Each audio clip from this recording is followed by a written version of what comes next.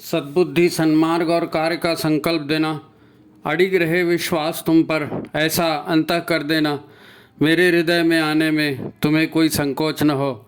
हे गुरुदेव, मुझे नज़रों से दूर कभी न होने देना। हे गुरुदेव, मुझे नज़रों से दूर कभी न होने देना। नमस्कार। गायत्री चिंतन धारा के इस सतत प्रवाह में आप सभी का स्वागत है।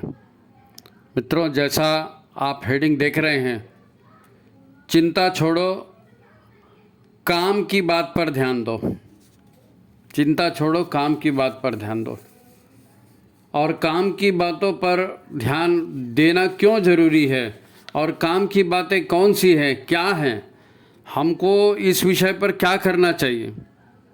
वंदनीय माता जी की जन्म शताब्दी का कार्यक्रम जब से घोषित हुआ, विगत 2.5 वर्ष पहले से गायत्री चिंतन धारा उस विचार को आपके पास पहुंचा रहा है।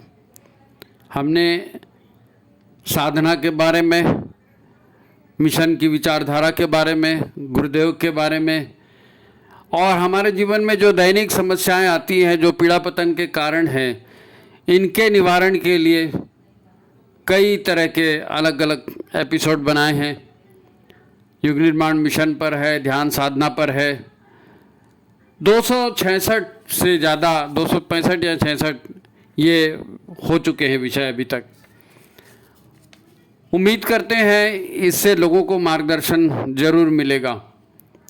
अब बात ऐसी है कि जिन खो जाती इन पाइयाँ गहरे पानी पैठ, लोगों की समस्याओं पर ये वीडियो बनते रहे हैं तो जाहिर है कि उससे समाधान लोगों को मिल रहा है। लेकिन आज हम विशेष रूप से चर्चा करने जा रहे हैं क्योंकि लोगों में बड़ी दहशत है, लोगों में बड़ी चिंता है। क्या होगा, कैसे होगा, हमको ये मिलेगा कि नहीं, हमको वो मिलेगा कि नहीं, नौकरी मिलेगी कि नहीं, शादी होने, वो तो नौकरी, शादी, खाना पीना, हारी बीमारी, वो तो चलते ही रहता है। अभी जो चर्चा की बात है, अमेरिका ये कर देगा, चीन ये कर देगा, ये सब सोचे जा रहे थे। रूस ने ये कर दिया। चेचे वो रूस की लड़ाई चल रही थी ना ये 2.5-3 साल से। उसके बाद भारत में आ गए तो केरल में ये हो रहा है, ऐसी फिल्में बन रही हैं। फिर उसके बाद में अभी कुछ दिन पहले वक्फ बोर्ड की बात आ गई, वो ऐसा कर रहे हैं, वो वैसा कर रहे हैं। फिर पहलगांव की घटना हो गई। तो लोग जो है ना दहशत में हैं। अध्ययन किसी का है नहीं, समझने की बात आती है, जिसको जो समझ में आता है वो बोलना शुरू कर देता है। भाई ये बहुत बड़ा विषय है, बहुत बड़ा विषय है। आज पहलगांव पर बात आई तो कई लोगों ने हमको कहा कि भाई साहब पहलगांव पर वीडियो बनाइए। हाँ, कुंभ पर बनाइए कहा था, कुंभ पर, अब पहलगांव पर कहा तो ये पहलगांव पर भी हम वीडियो बना रहे हैं। लेकिन मुद्दा वो नहीं है कि पहलगांव की एक घटना है ना, पहलगांव की घटना के चलते आज लोगों के चित्त में जो चंचलता आ गई है, क्योंकि माहौल ही ऐसा था ना। विशेषकर मतलब क्या है, धर्म पूछ कर एक एक को गोलियां मार रहे थे। तुम्हारा कौन सा धर्म है, कलमा पढ़ना आता है कि नहीं, हाँ ढिश्यूम दे गोली, हाँ ढिश्यूम दे गोली। 27-28 लोगों को मार दिया, निर्दोष लोगों को, सिर्फ धर्म पूछ के। और काहे के लिए मारा? उनका कहना है कि उन्होंने अपने धर्म की रक्षा के लिए मारा। अब अपने धर्म की रक्षा के लिए निर्दोषों को मारा, आप कह सकते हो ये बुरा है। वो ये बोलते हैं कि हमने धर्म का काम किया। तो ये बड़ा विचित्र माहौल है। और ये क्या हो रहा है, क्यों हो रहा है, कैसे हो रहा है, इसको समझना जरूरी है। अब कोरोना चल रहा था तो वो कितनी घटनाएं चली थी। कोई पेशाब के पानी में सब्जियां धो रहा है, तो कोई दाल में सब्जी में थूक करके और लोगों को खाना परोस रहा है, और लव जिहाद की घटना, और ये बहुत ढेर सारी बातें हुई। लेकिन वो एक के बाद एक घटनाएं होती हैं और सब दबते चले जाते हैं। लोगों को अपने से ही फुर्सत नहीं है ना भाई। मेरी नौकरी में, मेरे धंधे में, मेरे घर में आज क्या बनेगा, कहाँ पार्टी है, कहाँ शादी है, बस उससे आगे कोई सोचता ही नहीं है। कौन से कपड़े लेने, कितना लोन बाकी है। लोग अपने अपने घरों में भी कम परेशान नहीं हैं, फिर भी मूल रूप से जो है ना, ये सब भोले भाले लोग हैं। मूल रूप से सब भोले भाले बहकावे में आ जाते हैं, बहक जाते हैं, उल्टे सीधे काम करते हैं, वो बात अलग है। लेकिन अब अज्ञानी को क्या बोलोगे, अज्ञानी को क्या बोलोगे, मासूम ही बोलोगे। उनको लगता है कि सब कुछ तुरंत फुरंत हो जाए। अब इन्हें क्या कहें भाई, कैसे समझाएं?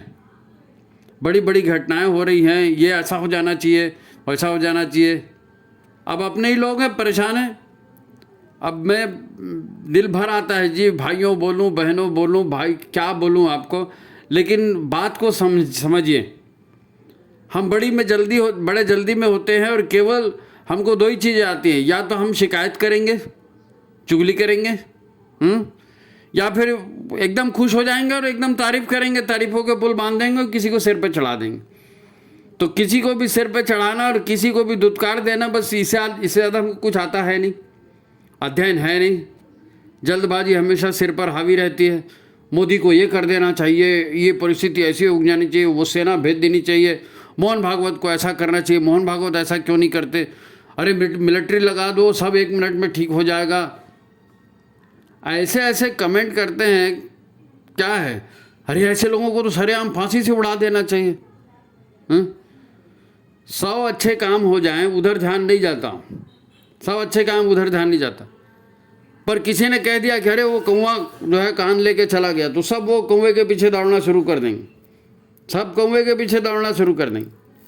बात चल रही थी ऐसे ही, किसी ने बहुत 2-3 लोगों ने सलाह दी कि भाई देश पर इतनी समस्याएं आ रही है, धर्म पर इतनी समस्याएं आ रही, तो आप एक नया चैनल शुरू करो।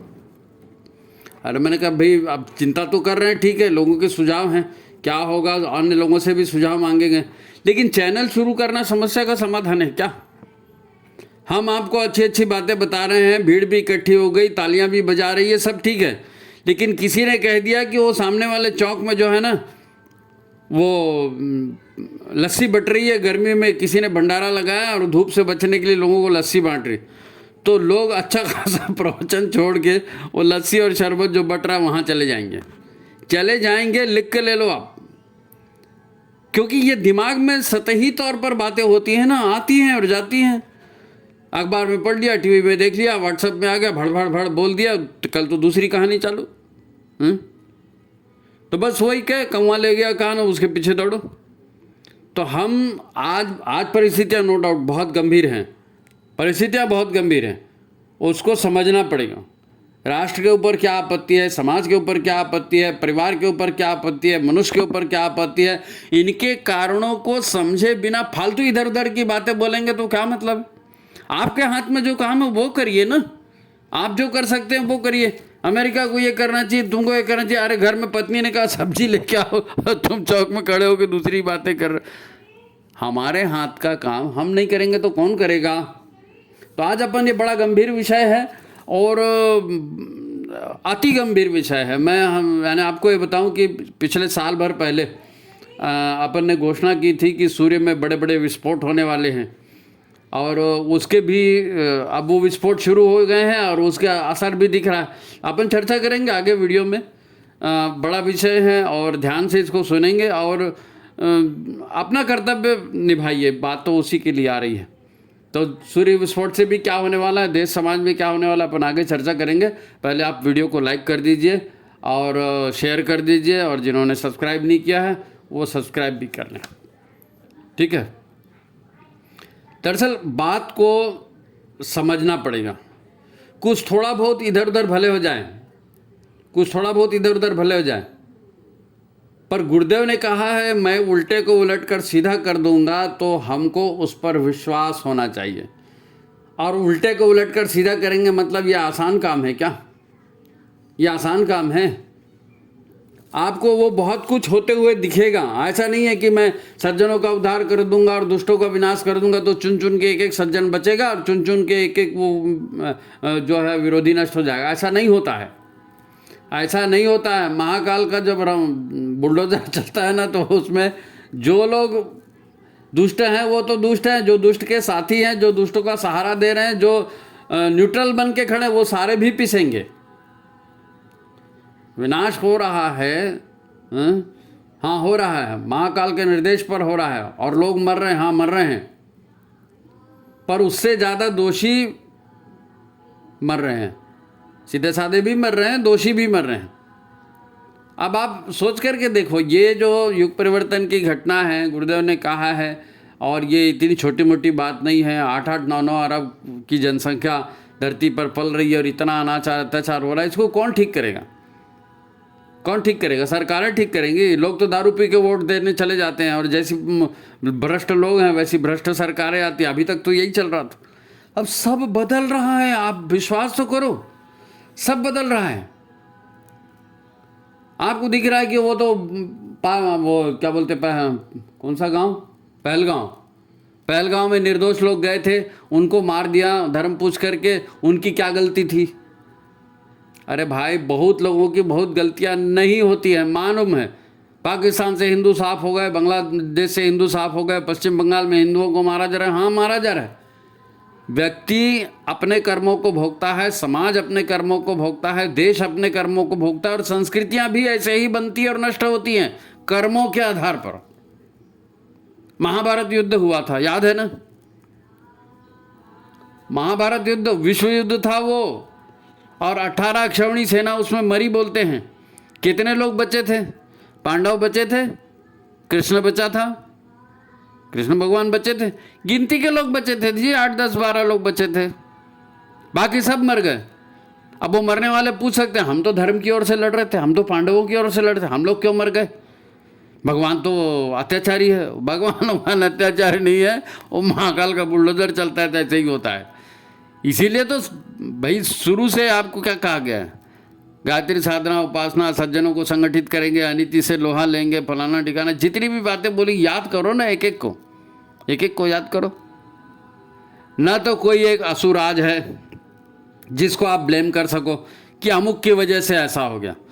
क्या पाकिस्तान की वजह से हो रहा है, कि बांग्लादेश की वजह से हो रहा है, कि श्रीलंका की वजह से हो रहा है, कि मालदीव की वजह से हो रहा है, कि अमेरिका की वजह से हो रहा है, कि इजराइल की वजह से हो रहा है, यूरोप की, किसकी वजह से हो रहा है? किसी एक को आप ब्लेम कर सकते हो क्या? नहीं, किसी एक को आप ब्लेम नहीं कर सकते, नहीं कर सकते।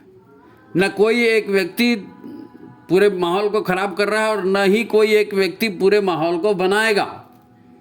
नहीं, अमेरिका का वो आ गया तो कर देंगे, मोदी जी को जिता दिए तो मोदी जी कर देंगे, मोहन भागवत जी कर देंगे, तो ऐसा नहीं होता है, ऐसा नहीं होता है। कोई एक व्यक्ति कैसे सुधार देगा? पूर्व में हमने देवासुर संग्राम जो आज का चल रहा है उसके ऊपर 7-8 एपिसोड बनाए हैं, साल भर पहले की बात है, बनाए। आप देखिए ना उसको, यूट्यूब में जाइए, गायत्री चिंतन धारा, और उसमें निकालिए, वीडियो निकलेंगे आप। महाकाल ने लोगों की पात्रता देखकर उनको काम बांटा है। महाकाल ने पात्रता देखकर काम बांटा है। भाई भगवान का काम कौन करता है? भगवान के लोग करते हैं।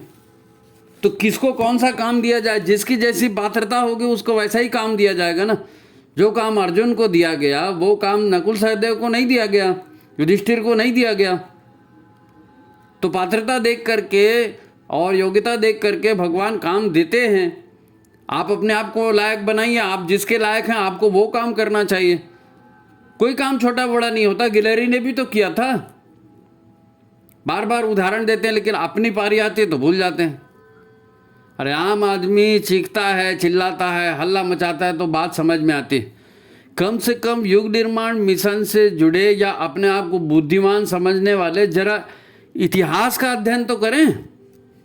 ये युग एक दिन में नहीं बदला है, ये युग एक दिन में नहीं बदला है। इसके पीछे ईश्वर की लीला है, इसके पीछे नवग्रह हैं, इसके पीछे पूरी ब्रह्मांड की ताकतें हैं। आप वो सीन याद करो ना, साल भर पहले ही हमने डाला था, एक एपिसोड डाला था, 2 एपिसोड डाले थे, और उस 2 एपिसोड में यही बताया था कि सावधान, आप साधना से जुड़ें, ज्ञान से जुड़ें, क्योंकि सूर्य में बहुत ज़्यादा विस्फोट होने वाले हैं। और इसका काल भी बताया था, और सूर्य के विस्फोटों का असर धरती पर क्या होगा ये भी बताया था। सूर्य के विस्फोटों का धरती पर क्या होगा, लोग कोई 28-30 हज़ार लोगों ने देखा भी है उसको, कम नहीं था। वो अच्छा एपिसोड, अच्छा हिट गया था वो एपिसोड। लेकिन अब उसके रिजल्ट आ रहे हैं, अब उसके रिजल्ट आ रहे हैं। ब्रिटेन, यूरोप का जो पूरा एक है ना, क्या बोलते हैं, यूरोपीय यूनियन, आधी यूरोपीय यूनियन आज अंधकार में डूबी है। साल भर पहले अपन ने घोषणा कर दी थी कि ऐसा ऐसा होने वाला है। आज आधा यूरोप अंधकार में डूबा है। अब लोग पाकिस्तान में उलझे हैं, वो बालाकोट में उलझे हैं, पहलगांव में उलझे हैं, बांग्लादेश में उलझे हैं, तनख्वाह मिली कि नहीं, दारू बंद हुई कि नहीं, और ये इधर उलझे तो ध्यान नहीं देते ना लोग। और टीवी में तो आपको मालूम है, एक अखबार एक समाचार आया ना तो सब उसी के पीछे भिड़ जाते हैं।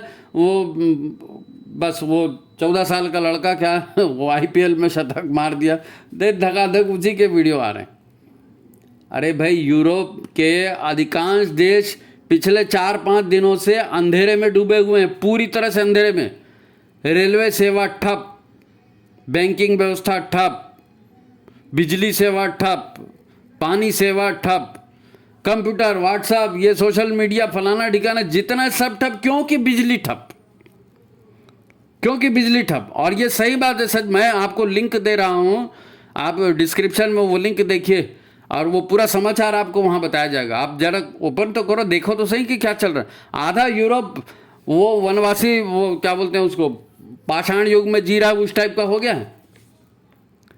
अब बिजली से नहीं है, बैंक में जा नहीं सकते, बैंक से पैसा नहीं निकाल सकते, नल में पानी नहीं आ सकता, और ट्रैफिक के सिग्नल नहीं चल सकते, और कुछ भी तो नहीं हो पाएगा, कुछ भी नहीं हो पाएगा। और नहीं हो रहा है। अब लोग कारण ढूंढ रहे हैं। कोई कहता है किसी ने वो कंप्यूटर हैकिंग कर दिया है, साइबर हैकिंग कर दिया है। अधिकांश लोगों ने कहा कि भाई नहीं, सूर्य में ऐसे ऐसे विस्फोट हो रहे हैं, और सूर्य के विस्फोटों से जो इलेक्ट्रोमैग्नेटिक और ऐसी बड़ी बड़ी ताकतों वाली जो ज्वालाएं निकल रही हैं, वो जो है सैटेलाइट की संदेशों को प्रभावित कर रही है। और सैटेलाइट के संदेश, अब आप कहोगे यूरोप में हुआ, भारत में तो नहीं हुआ, और भारत में होगा और यूरोप में नहीं होगा, तब फिर अब अमेरिका ठंड में मरे जा रहा है। अभी बीच में भविष्यवाणी भी हुई थी, कई लोगों ने व्हाट्सएप में शेयर किया कि भाई 29 अप्रैल से लेकर के तो कितना 12 मई या ऐसा कुछ बताया कि सौर लपटें बड़ी तेजी से धरती पर आएंगी, और कृपया आप घर से मत निकलिए। सुबह 10 बजे से लेकर दोपहर के 3 बजे तक बिल्कुल मत निकलिए, क्योंकि टेम्परेचर जो है वो 45 से 55 के ऊपर जा सकता है। पानी पीजिए, फलाना कीजिए, जो लू में जितनी भी बातें बताई जाती है वो सारी बातें बोल रही। हमारा ध्यान जाए तब ना, हमारा ध्यान, हम तो कौवे के पीछे दौड़ रहे हैं। हमको किसी ने कह दिया ऐसा ऐसा हो रहा है, तो वो कहाँ है कौवा, दौड़ गए उसके पीछे। जो चीज़ यूरोप में हो रही है वो चीज़ भारत में नहीं होगी क्या? किसने कह दिया?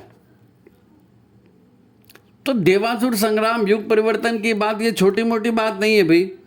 हमको थोड़ा जरा अध्ययन करना चाहिए। आप वो बस मैंने साड़ी खरीदी, कैसे लगी, मैंने वो जन्मदिन संस्कार कराया, वो एक संस्कार कराया, 14 फोटो उसके डाल दिए, ठीक है आपने कराया वो कराया, लेकिन उसके में क्या है, अच्छे समाचार दब जाते हैं ना।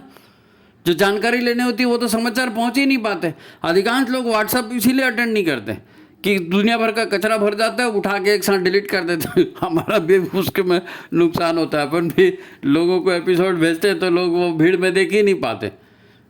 वाह बाबूजी, हाँ अंकल जी कब डाला था वो एपिसोड, हमको तो समझ ही नहीं आया, फिर से लिंक भेज दो। तो भेजते हैं, फिर क्या करें, फिर से भेजते हैं। हाँ? अभी क्या है, आम आदमी चिल्लाता है तो वो ठीक है भाई, कम से कम बुद्धिमान लोगों को जो है ना जरा इतिहास का अध्ययन करना चाहिए।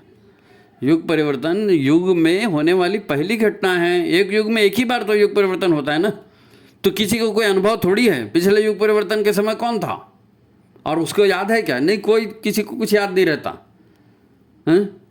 तो इसको उसको दोष देने से कोई मतलब नहीं है। आप पाकिस्तान को दोष दे रहे हो, अमेरिका को दोष दे रहे हो, आप मोदी जी को दोष दे रहे हो, इसको दोष देने से नहीं होता भाई।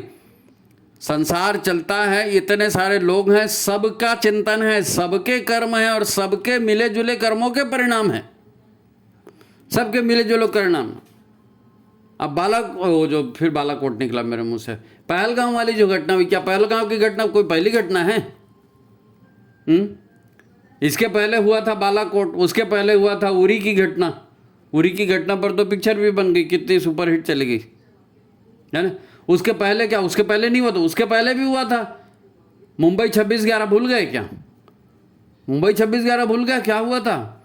और उसके पहले 2014 के पहले तो हर रोज किसी न किसी शहर में कहीं ना कहीं बम विस्फोट होता था। टीवी पे लगातार समाचार आते थे कि आप किसी भी अनजान वस्तु को न छुएं, कोई ऐसी सामान पड़ा होगा तो उसको ना छुएं, वो बम हो सकता है, फलाना ठिकाना।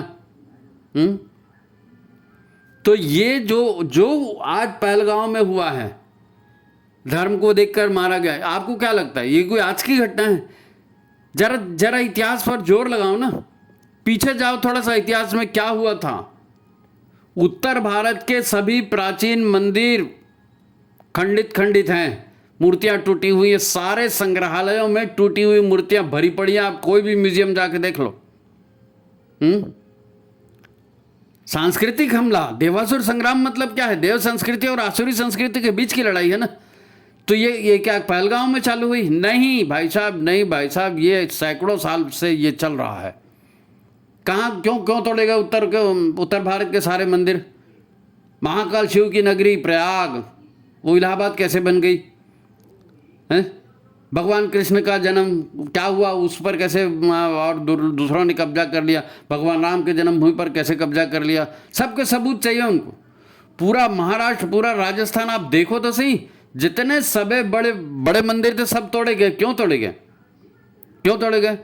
वो बख्तियार खिलजी आया था, नालंदा जलाया था। बताते हैं कि नालंदा का पुस्तकालय जला तो 6 महीने तक वो आग जलते रही। और पुस्तकालय जलाने का कारण क्या था? जैसे धर्म को देख के आज गोली मारी गई, तो वहां उस समय भी प्रश्न हुआ था। वो बख्तियार खिलजी ने पूछा ये क्या है, ये क्या भरा है सब में? तो उसको बताया गया जहां पना इसमें तो वो हिंदुओं की किताबें भरी गई हैं। तो बोले हिंदुओं की किताबों में क्या भरा हुआ है? तो बोले वो ज्ञान की बातें भरी हैं। तो बोले ज्ञान की बातें हिंदुओं की किताब में भरी, तो फिर कुरान में क्या है? तो भाई साहब कुरान में भी ज्ञान की बात। तो जब कुरान में हमारे पास है और कुरान में ज्ञान की बात है, तो इनको रख के क्या फायदा? जला दो, सबको आग लगा दो। लगा दिए आग। अब पहलगांव की घटना में 27 लोग मरे हैं, ठीक है, बहुत दुखद है, दर्दनाक है, लेकिन ये आज की कहानी नहीं है।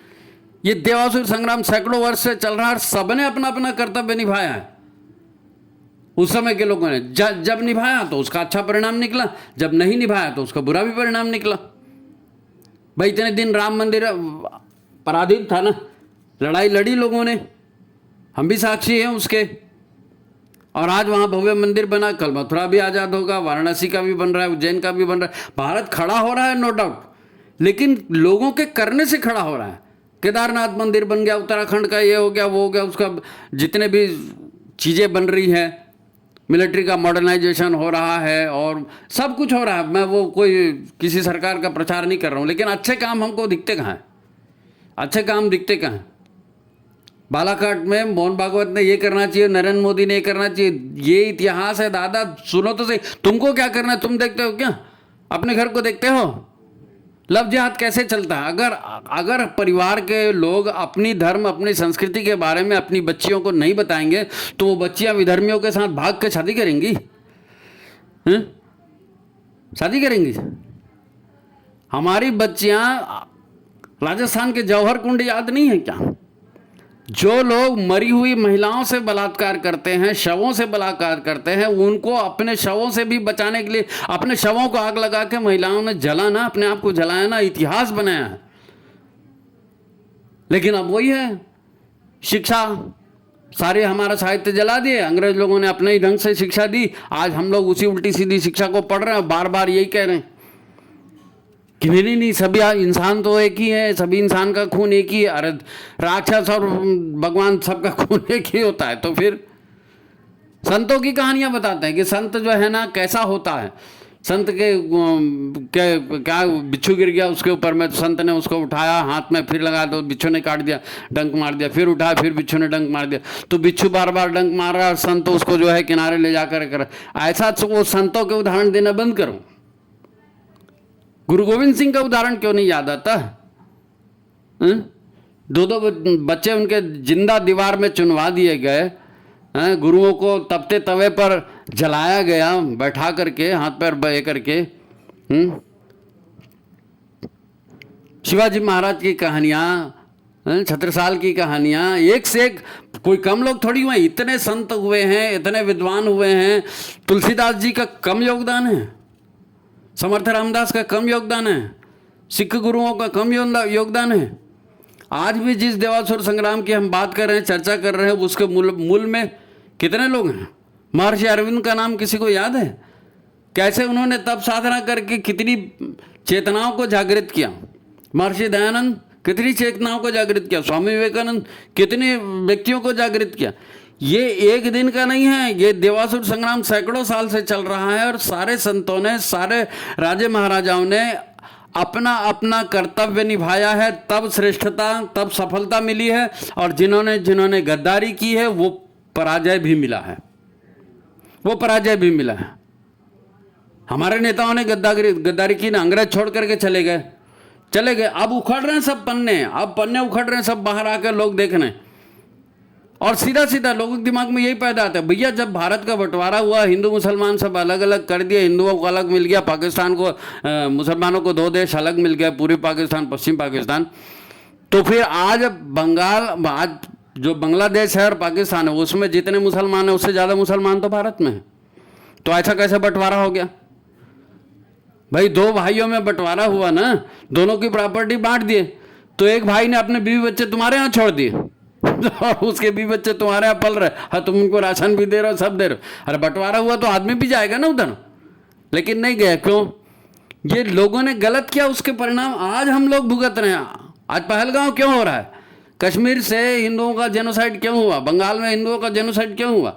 जरा समझो ना, जरा समझो। कीड़े मकोड़े की तरह जिंदगी जीने से कोई मतलब नहीं है। अगर प्रज्ञावान है, अगर समझदार है, तो समझदारी हमें अपनी जिंदगी में देखनी पड़ेगी, जिंदगी में दिखाने पड़ेगी। हैं भाई, एक आप अपने घर में व्यवस्था देखो ना, किसी का स्वास्थ्य ठीक है? नहीं है। बच्चों में अनुशासन है? नहीं है। किसी ने कहा 1 बच्चा पैदा करो, 1 बच्चा पैदा करो।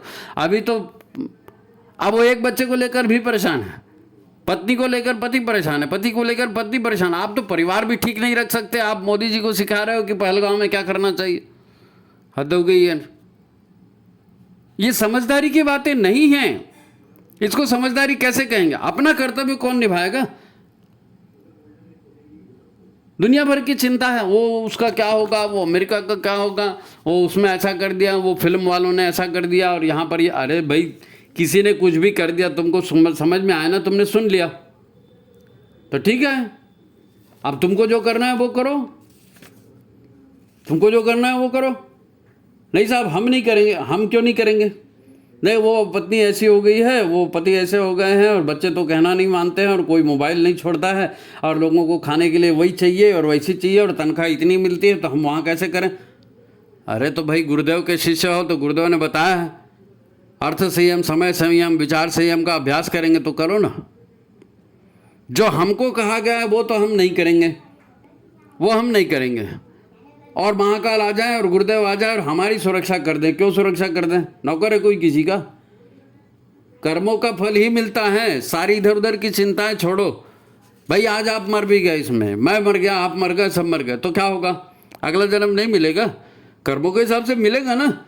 हजारों बार पैदा हुए हैं, हजारों बार मर रहे हैं, तो सब होगा, सब होगा।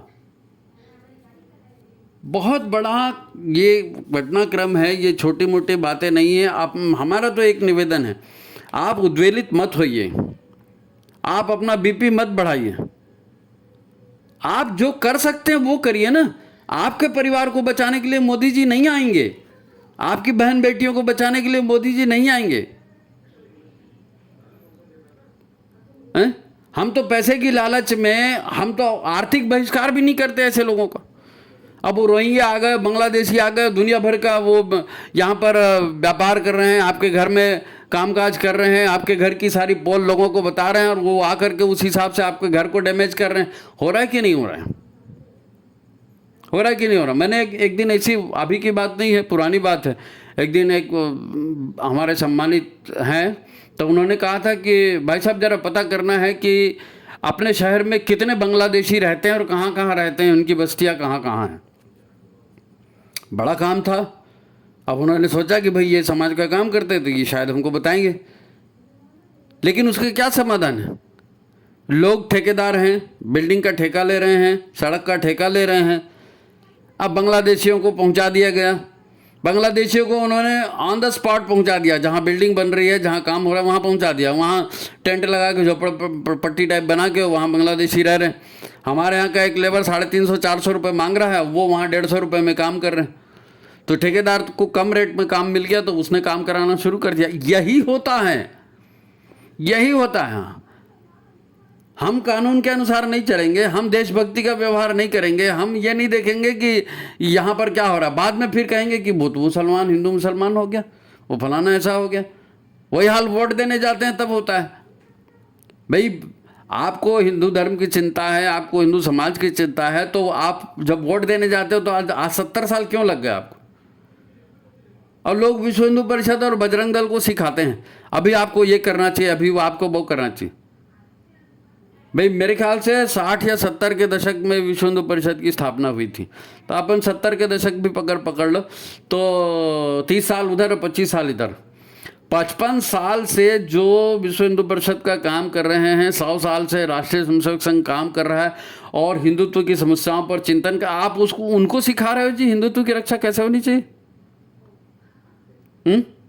और नहीं साहब हमने ये संगठन बना लिया और अपन उसके अध्यक्ष बन गए और अखिल भारतीय संगठन उछलने वाला कुछ नहीं है। किसी ने शंकराचार्य को पकड़ लिया, किसी ने किसी को पकड़ लिया। अरे भाई इतने दिन तक तो तुमने क्या किया? खुद तो कुछ करेंगे नहीं। वो टीवी देख देख करके लोगों को ऐसा लगता है ना कि जैसे व्हाट्सअप आता है तो लड़कियां का फोटो खींच के अपना भेजती हैं, मैं कैसे दिख रही हूँ, मैंने गाना गाया, मेरा गाना कैसे है। तो कोई गायक बन रहा है, कोई संगीतकार बन रहा है और वो उसी में व्हाट्सएप में वो फोटो डाल करके और अपनी तारीफ करवा रहे हैं। बस यही तो हो रहा है, हम भी वही करते हैं। ऐसे में न जीवन चलेगा, न परिवार चलेगा, न देश चलेगा, कुछ भी नहीं चलेगा। ऐसे में क्या चलेगा? वीर भोग्या वसुंधरा, जो वीरता दिखाएगा, जो श्रमशील होगा, जो अपना कर्तव्य निभाएगा, तभी अमन चैन होगा, उसके सिवाय नहीं होगा, उसके सिवाय नहीं होगा। देखो एक छोटी मोटी बात को समझने की करो, बात को समझने की कोशिश करो। आप कहोगे भाई साहब हम तो संगठन बनाने जाते हैं, लोग जुड़ते नहीं। कैसे जुड़ेंगे? जब आप किसी का अपमान करेंगे, जब आप किसी का सम्मान नहीं करेंगे, किसी की बातें नहीं सुनेंगे, तो आपकी बात कौन सुनेगा? वो हमेशा उदाहरण देते हैं कि भाई एक गुंडा है, उसके सारे गुंडे लोग उसकी सहायता करते हैं, सारे भ्रष्ट लोग उसकी सहायता करते हैं, सारे नेता लोग उनकी सहायता करते हैं और भ्रष्टों का संसार चल रहा है। तो सज्जनों का नहीं चल रहा है। क्यों नहीं चल रहा है? सज्जनों का क्यों नहीं चल रहा है? भाई किसी को कुछ दोगे तो बनेगा ना। वो हमारे यहाँ कहावत है कि रोटी और बेटी से रिश्ते बनते हैं। तो जितने दुष्ट हैं, चाहे वो सट्टा खिलाते हों, चाहे दारू बेचते हों, चाहे वो उल्टे सीधे नेतागिरी के काम करते हों और जो भी करप्शन के काम करते हों, वो सब एक दूसरे की सहायता करते हैं।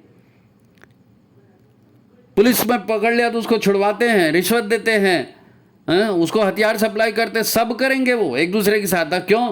क्योंकि उनको मालूम है कि मैं गलत काम कर रहा हूँ, आज मैं गलत काम, आज ये फंसा है तो मैं इसको छुड़ाऊंगा, ताकि मैं कल फंसूँ तो मेरे को भी कोई छुड़ाए। और सज्जन क्या करते हैं? हम लोग क्या करते हैं? हम लोग दूसरे की तरफ तब तक ध्यान नहीं देते जब तक हम मुसीबत में नहीं आते, और हमारा ध्यान इसी में जाता है, भैया मैं मुसीबत में हूँ, जरा मेरी मदद करो ना। अरे भाई साहब तुम्हारी मदद करने कोई आ रहा था तो तुम गए थे क्या दूसरे की मदद करने? हम दूसरे की मदद नहीं करेंगे। वो स्वार्थ से जुड़ा है। बिना स्वार्थ के न परिवार बनता है, न संगठन बनता है। आपको उपलब्धियां चाहिए ना, आप लोगों को कन्विंस करेंगे, लोगों को साथ में लाएंगे, तो लोग आपके साथ क्यों आएंगे? उनका फायदा होगा तब ना आएंगे। भौतिक फायदा दीजिए, मानसिक फायदा दीजिए, उनका स्वास्थ्य ठीक कीजिए, उनको आध्यात्मिक प्रगति कीजिए, कुछ ना कुछ उनको फायदा दिखना चाहिए, फायदा दिखना चाहिए। परिवार कैसे बनता है? परिवार भी ऐसे ही बनता है, ऐसे ही चलता है।